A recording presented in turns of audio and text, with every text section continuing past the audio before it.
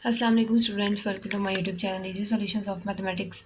आज की वीडियो में हम लोग जो का नेक्स्ट टॉपिक है वो है use of Fourier sine and cosine transform in boundary value and initial value problems. हमने सिंपल फोरियर पढ़ा था पहले। अगर आपने अभी तक वो वीडियोस नहीं देखी है, मेरी पिछली वीडियोस आपसे मिस हो गई हैं, तो आप मेरे चैनल पर जाके प्लेलिस्ट फोरियर ट्रांसफॉर्म की बनी पड़ी हुई है, उसके अंदर आप पिछली सारी वीडियोज़ देख सकते हैं। मैंने डिटेल में करवाया हुआ है। अब हमने क्या करना है, साइन और कोसाइन फोरियर जो हमने पढ़ा है अभी रिसेंटली, उसकी एग्जांपल्स भी की हैं पिछले वीडियोस के अंदर, मैंने आपको डिटेल में करवा दी हैं सारी। उनके अंदर भी हमने पढ़ा है कि किस तरह से सिंपल फोरियर को करते हैं। अब साइन कोसाइन के हवाले से भी हमने बाउंड्री वैल्यू और इनिशियल वैल्यू प्रॉब्लम्स करनी है। बेसिकली फोरियर के अंदर सबसे इंपॉर्टेंट एग्जांपल्स भी यही होती हैं और ज़्यादा आने के चांस भी इनके होते हैं। सिंपल एग्जांपल्स भी आती हैं लेकिन उनके अंदर ये ज़्यादा इंपॉर्टेंट होती हैं, जो कि बाउंड्री वैल्यू और इनिशियल वैल्यू। और बेसिकली हम लोग फोरियर की जो प्रॉपर्टीज़ और फोरियर की एग्जांपल्स वगैरह पढ़ी भी इन्हीं को सॉल्व करने के लिए थी। असल काम हमारा ये है फोरियर के अंदर। अच्छा, जिसके अंदर क्या है, अब इसके अंदर कुछ फार्मूलाज हमें दे दिए गए हैं। जैसे फोरियर साइन, पहले तो होता था कि हम डबल डेरिवेटिव का जब फोरियर लेते थे तो वो एक तो उस पर हमारे पास डेरिवेटिव का फोरियर, सिंपल फोरियर जब हम किसी डेरिवेटिव का लेते थे तो उसका फॉर्मूला लग जाता था। उसके बाद हम लोग, क्योंकि हम लोगों ने निकाला हुआ था, इसी तरह हमने फोरियर साइन और कोसाइन में भी डेरिवेटिव्स पढ़ लिए हैं। इसकी वीडियो भी मैं पहले आपको बना के बता चुकी हूँ, उसके अंदर सारा कुछ। अब उन्होंने कहा है कि अगर फोरियर साइन लिया जाए किसी डबल डेरिवेटिव यानी किसी u का, जो कि u कोई u x का फंक्शन है, वेरिएबल u जो है वो x का फंक्शन है, अगर उसका हम फोरियर साइन लें तो वो कुछ इस तरह से ओपन होगा। इसी तरह अगर कोसाइन ले तो वो कुछ इस तरह से होगा। अब इसके अंदर, इस क्वेश्चन के अंदर हमने पहचान कैसे करनी है, कि हमने पता कैसे चलेगा कि हमें साइन अप्लाई करना है कि कोसाइन अप्लाई करना है, क्योंकि आपको ये बताया नहीं जाएगा कि आपने साइन अप्लाई करना है, आपने कोसाइन अप्लाई करना है। आपने क्वेश्चन को देख के गेस करना है कि आपने साइन करना है या कोसाइन अप्लाई करना है। अब एक बाउंड्री कंडीशन है u0t। अगर कोई boundary condition, simple boundary condition है, वो इक्वल टू कांस्टेंट है, u है, 0t है, अंदर ज़ीरो z है, यानी कोई भी फंक्शन है, function of t he mostly वैसे होता है, x t ही होता है u में, जो u स्मॉल u होता है उसके अंदर एक x होता है, एक t होता है। वो कह रहे हैं कि बाउंड्री कंडीशन है, बाउंड्री कंडीशन में हमेशा आपको पता है कि t जो है वो होता है, बाकी दूसरी वैल्यू ज़ीरो होती है, क्योंकि जहाँ t ज़ीरो हो जाए, टाइम ज़ीरो हो जाए, वो इनिशियल कंडीशन होती है। तो ये बाउंड्री कंडीशन है। जो कांस्टेंट के इक्वल हो तो वहाँ पे हमने वी यूज़ साइन ट्रांसफॉर्म, वहाँ पे हमने साइन ट्रांसफॉर्म यूज़ करनी है।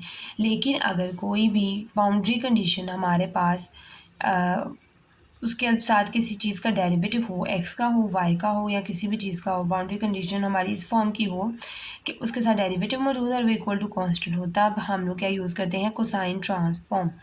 तो इनसे नेक्स्ट हम लोग एग्जाम्पल शुरू करते हैं। एग्जाम्पल नंबर 1 देखते हैं।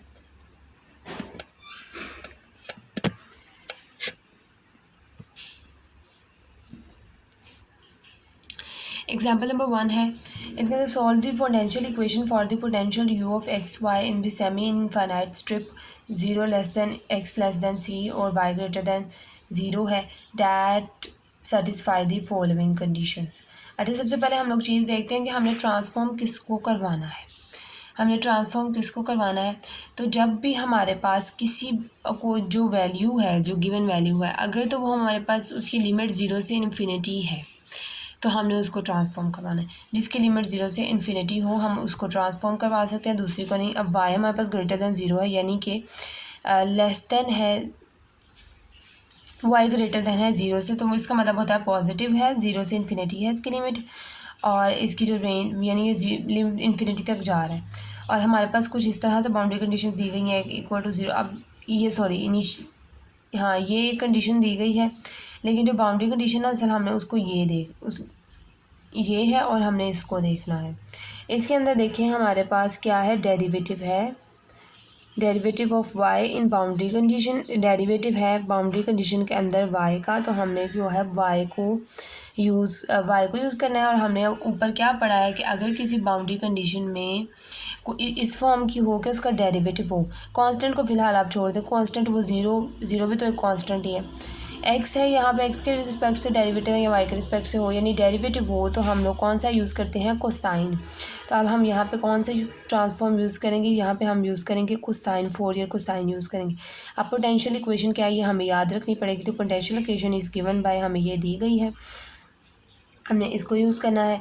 अब आपको मैंने रीज़न बता दी है। गैस हमने कैसे करना है, बाउंड्री कंडीशन से गैस करना है हमने कि वो किस फॉर्म की है, कि हमने साइन यूज़ करना है या कोसाइन यूज़ करना है, और उसके बाद हमने देखना है कि किस वेरिएबल की जो वो रेंज है वो 0 से इन्फिनिटी तक जा रही है, हमने उसको ट्रांसफॉर्म करवाना है। अब हमारे पास ये इक्वेशन आ गई है, तो इसके अंदर the boundary condition in one की boundary condition suggest that we take Fourier cosine transform with respect to y. हमने वाई के रिस्पेक्ट से लेनी है, मैंने आपको बता दिया था वाई के रिस्पेक्ट से लेनी है। उसके बाद देयरफॉर अब हमने क्या किया, जो हमारी इक्वेशन थी उसमें हमने दोनों तरफ फोरियर कोसाइन को अप्लाई कर दिया है on using formulas of Fourier transform of derivatives. अब हमने फोरियर कोसाइन और साइन के डेरिवेटिव्स के कुछ फार्मूलाज पढ़े थे, जिनको उन्होंने रिवाइज करते हुए यहाँ पे वो लिख दिया। मैंने आपको तब भी बोला था कि आप वो रिजल्ट्स को याद कर लें। ये है वो रिजल्ट्स, ये डबल डेरिवेटिव का कोसाइन के लिए, ये साइन के लिए, ये कोसाइन के लिए, ये मैंने आपको कहा था, और इसकी यही रिवीजन उन्होंने यहाँ पे एग्जांपल में भी यहाँ पे भी दी हुई है।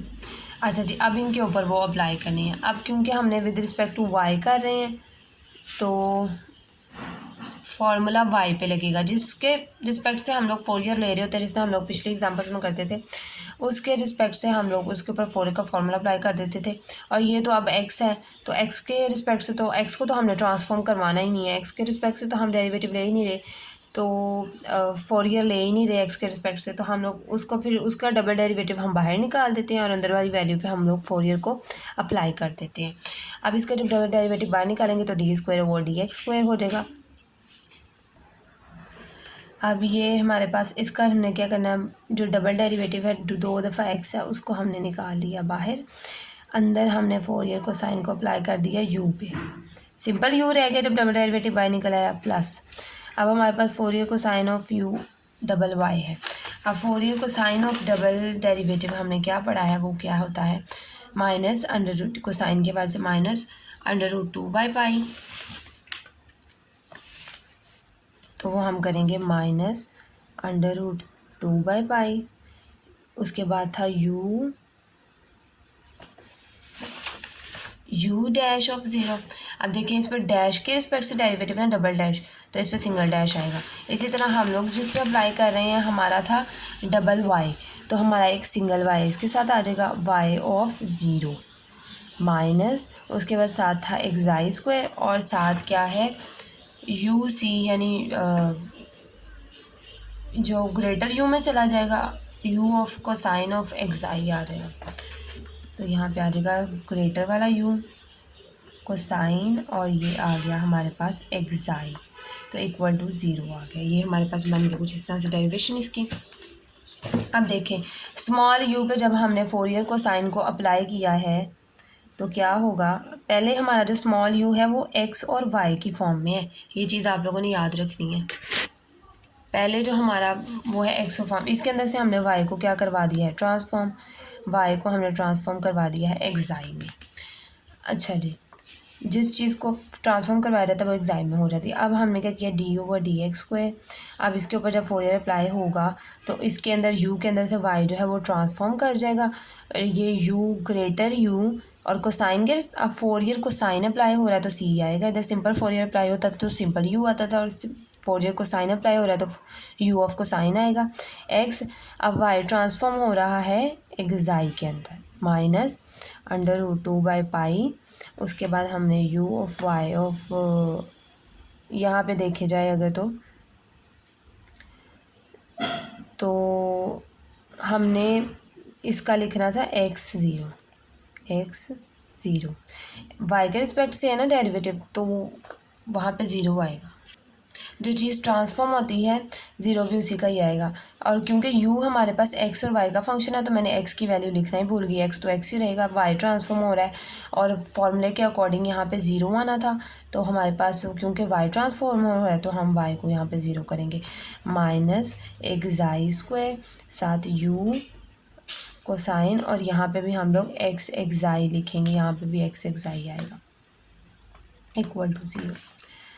और नेक्स्ट क्या करेंगे, अब हम ये वाला और ये वाली दोनों चीज़ें जो हैं वो कॉमन आ सकती हैं, यहाँ पे डी एक्स स्क्वायर और माइनस यहाँ से एक्साई स्क्वायर, और दोनों के अंदर से हमने क्या किया है यू सी एक्स एक्साई को ले लिया है कॉमन, और साथ हमारे पास जो वैल्यू बची है वो है -√2/पाई u of y x of 0 equal to 0। मैं दोबारा बता रही हूँ कि यहाँ पे हमारा u का जो फंक्शन है वो तो उन्होंने एक जनरल डेरिवेटिव्स के अकॉर्डिंग फार्मूला दिया हुआ है।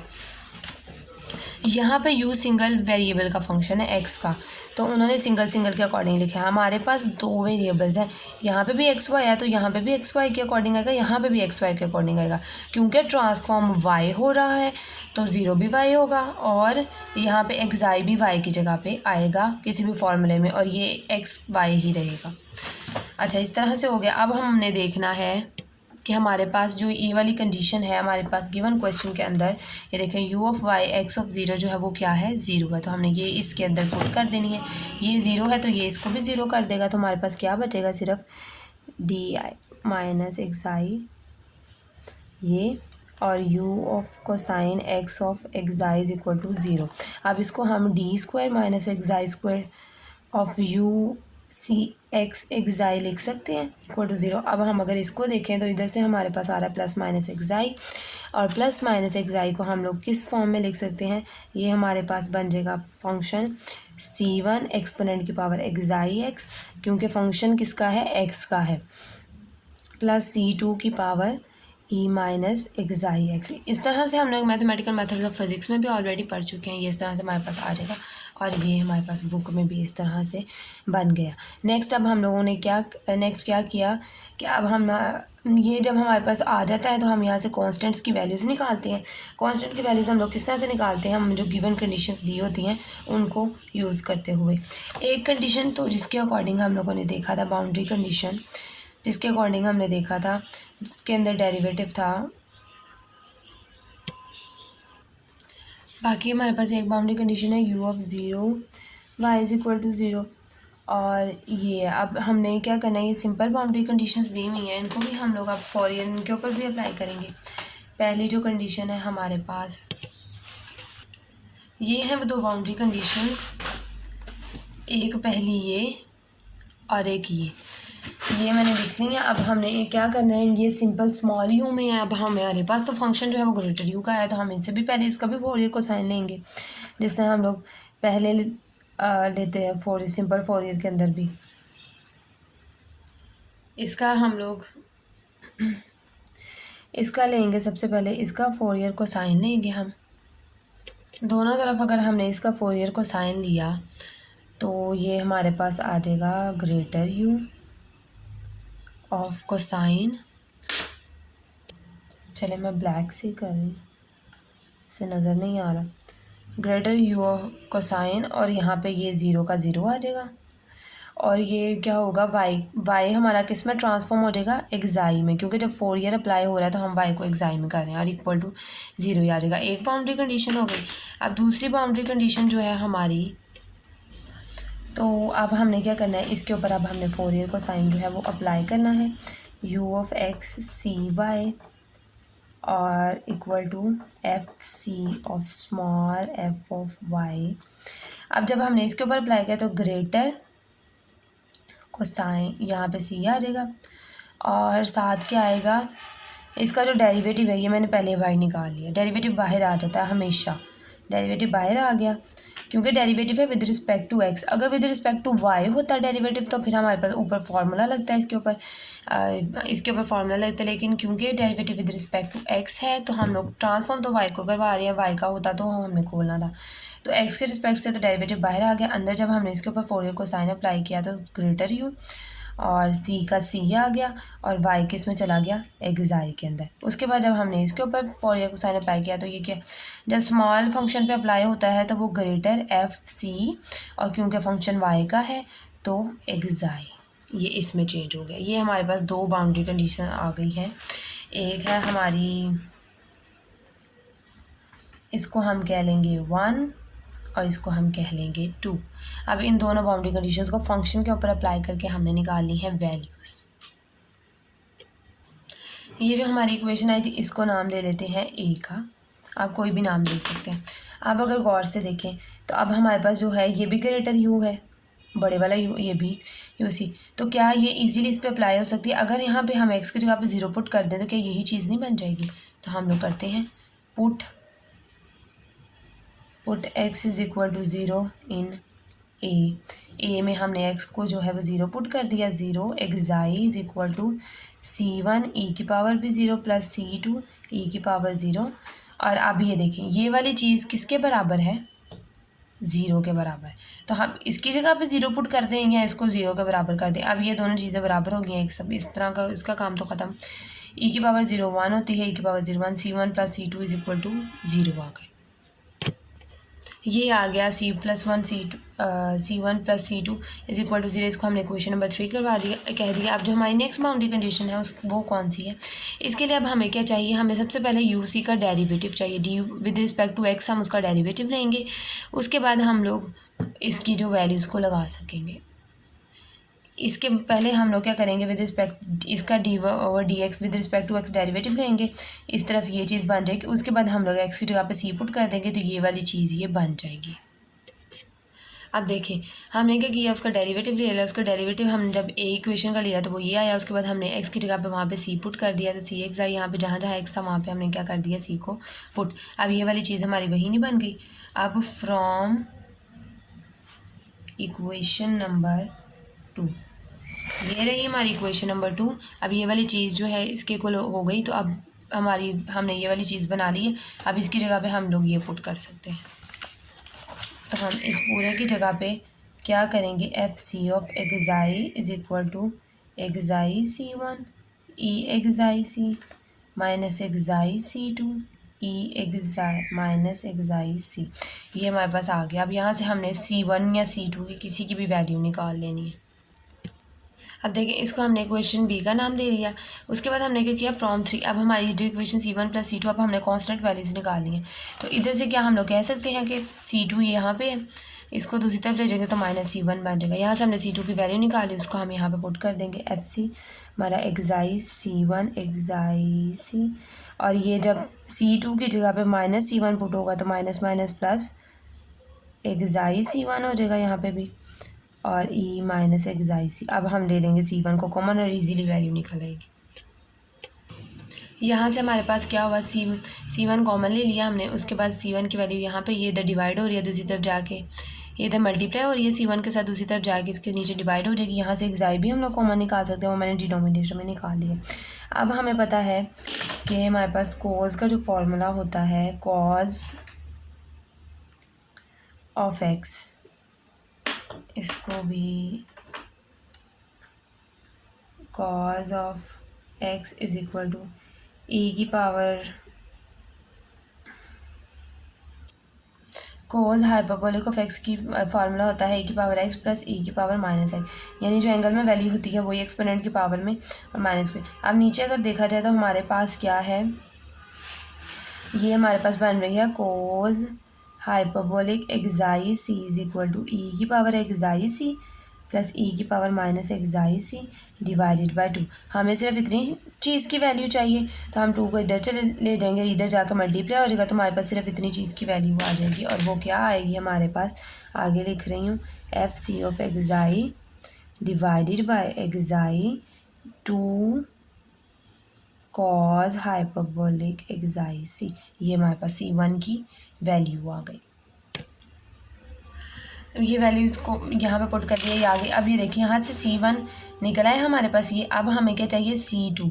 अब हमें पता है c2 is equal to minus c1 है, तो अगर हम c1 की वैल्यू के साथ माइनस लगा दें तो हमारे पास c2 की वैल्यू आ जाएगी। इस तरह से मेरे पास ये दोनों वैल्यूज़ आ गई। अब हमारे पास जो इक्वेशन थी वो क्या? इक्वेशन नंबर ए थी जिसके कांस्टेंट हमने निकाले थे c1 और c2, बाउंड्री कंडीशन से निकाल के हमने उसके कांस्टेंट्स निकाली। अब हमने इक्वेशन ए में c1 की जगह पे c1 की वैल्यू, c2 की जगह पे c2 की वैल्यू हमने कर देना है पुट, और ये मैंने यहाँ पे कर दिया है इन वैल्यूज़ को पुट। वैल्यूज़ पुट करने के बाद हमारे पास क्या होगा? हमारे पास नीचे वाली डिनोमिनेटर दोनों के सेम है, कोस हाइपरबोलिक एक्साई सी, ये आ जाएगा कॉमन। उसके बाद ऊपर से हमारे पास एफ सी ऑफ एक्साई भी सेम है, वो भी कॉमन आ जाएगा। तो अंदर क्या बचेगा हमारे पास? ई xi c minus E minus xi c, ये हमारे पास बच गया। अब हमें पता है कि अगर दरमियान में प्लस हो तो वो कॉज हाइपरबोलिक, अगर दरमियान में माइनस हो तो वो किसके इक्वल होता है, साइन हाइपरबोलिक। तो ये आएगा 2 साइन हाइपरबोलिक एक्साई के बराबर। सॉरी, यहाँ पे एक मिस्टेक हो गई। जब हमने C1 और C2 की वैल्यूज़ निकाली हैं और इनको जब हमने ए में पुट किया है ना, तो ए में जो एक्सपोनेंट है ना उनके साथ एक्साई के साथ एक्स है, एक्साई एक्स है। तो यहाँ पे मैंने C लिख दिया था, एक्साई एक्स है, यहाँ पे भी एक्साई एक्स है, यहाँ पे भी एक्साई एक्स है। तो इस लिहाज से यहाँ पे भी एक्साई एक्स आ जाएगा और यहाँ पे भी एक्साई एक्स आ जाएगा और यहाँ पे जो फॉर्मूला आएगा वो भी साइन हाइपरबोलिक का होगा, एक्साई एक्स डिवाइडेड बाय हमारे पास 2 xi cos hyperbolic xi C, 2 से cancel, F C of xi sine hyperbolic xi x divided by cos hyperbolic xi x. Sorry, नीचे एक्साई C ही है, थोड़ा सा मिक्स कर देंगे। नीचे एक्साई C है, यहाँ पे एक्साई एक्स, ये एक्साई C, यहाँ पे भी एक्साई एक्स और ये एक्साई C होगा। ये आ गया हमारे पास इसका फॉर्मूला। अब ऑन टेकिंग इनवर्स, जब हम लोग ग्रेटर यू निकाल लेते थे, जब सिंपल फॉरियर भी कर रहे थे, उसके अंदर भी ग्रेटर यू जब निकल जाता है तो उसके बाद हम लोग क्या करते हैं, उसका स्मॉल यू निकालना था। स्मॉल यू के लिए हम लोग क्या करते हैं, उसी फॉरियर का इन्वर्स ले लेते हैं। अब क्योंकि फॉरियर को साइन अप्लाई हुआ है तो हम फॉरियर को साइन का ही इन्वर्स लेंगे। अब इन्वर्स हमने किसका लेना है, ग्रेटर यू का। इसका जब हम लोग इन्वर्स लेंगे, inverse small u x y जो है वो किसके बराबर है, अगर हम जो हमारी वैल्यू निकली है उसका इन्वर्स ले लें तो हमारा जो वाई जो हमारा एक्साई है वो वापस वाई में आ जाएगा और वो स्मॉल हो जाएगा यू। अब इसके अंदर हम लोगों ने क्या करना है, सिंपल हमें पता है फोरियर कोसाइन इन्वर्स का फॉर्मूला मैंने आपको स्टार्टिंग में बता दिया था, पेजेस में लिखा हुआ है फोरियर कोसाइन इन्वर्स का, √2 0 से इन्फिनिटी। अंदर क्या है, फंक्शन की जगह पे हमारे पास क्या है, ये सारी वैल्यू है, F C of xi sine hyperbolic xi x, इतना सारा ये हमारा पिछला ही है। और क्योंकि कोसाइन है तो कोज एक्साई वाई, और क्योंकि इन्वर्स का है तो हमारे पास इंटेग्रल डिफरेंशियल आएगा एक्साई का, डी एक्साई आ गया। उसके बाद सिंपली क्या किया है इन्होंने, साइन भी इधर, कोज भी इधर, ये वाली नीचे वाली वैल्यू भी इधर। अब इन्होंने क्या किया है, इसके अंदर हमें पता है ये वाला जो फंक्शन है, ये सारे ट्रिग्नोमेट्रिक फंक्शन को छोड़ के एफ सी ऑफ एक्साई भी एक फॉर्मूला है। एफ सी ऑफ एक्साई क्या है, हमारे पास फोरियर कोसाइन ऑफ एक्साई का फोरियर कोसाइन ऑफ एक्साई पड़ा हुआ है तो उन्होंने इसको अलग करके इसको भी खोल लिया है। तो Fourier cosine simple Fourier cosine है, ये सिंपल फोरियर कोसाइन है और सिंपल फोरियर कोसाइन का फॉर्मूला क्या होता है, √2 0 से इन्फिनिटी। और एफ ऑफ अंदर एक्साई है तो मैंने आपको बताया कि इस पूरे फंक्शन में हमारे पास जो ग्रेटर में एक्साई है वो स्मॉल में वाई है। वाई को स्मॉल वाई को हमने जब एक्साई में ट्रांसफॉर्म करवाया था तो वो बड़े में शिफ्ट हुआ था ना, तो एक्साई का मतलब वाई है। तो एफ ऑफ वाई कॉज, और क्योंकि कोसाइन है तो कॉज एक्साई वाई डैश और डी वाई डैश, और ये डी एक्साई इसका बाहर आ गया। यानी कि एक इंटेग्रल था उसके अंदर एक और इंटेग्रल को खोल दिया।